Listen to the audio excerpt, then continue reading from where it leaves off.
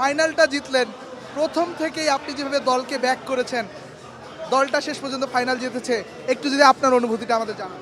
আলহামদুলিল্লাহ, আমরা প্রথম রহমান রাব্বুল আলমীকে শুকরিয়া আদায় করছি যে আসলে আমরা জিতেছে ক্রিকেট আর জিতেছে রাজশাহীবাসী।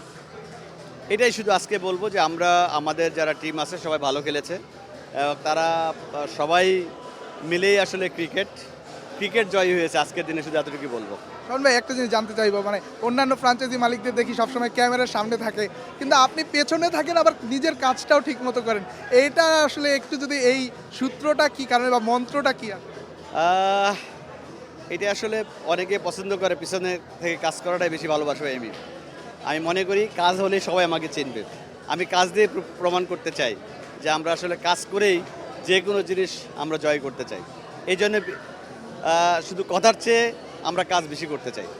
আমার ভাই শেষ কোয়েশ্চেন, আমরা যখন টিম বাসে আসছিলাম প্রত্যেকটা প্লেয়ার আসলে আসার সময় একটা স্লোগান দিচ্ছিল, বোনাস বোনাস বোনাস। নিশ্চয়ই আপনার পক্ষ থেকে একটা পুরস্কার তো থাকবে।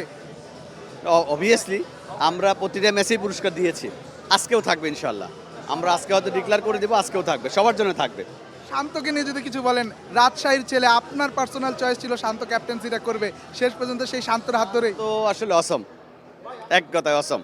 সে রাজশাহী টিমকে ওন করে লিড দিয়েছে আমি মনে করি।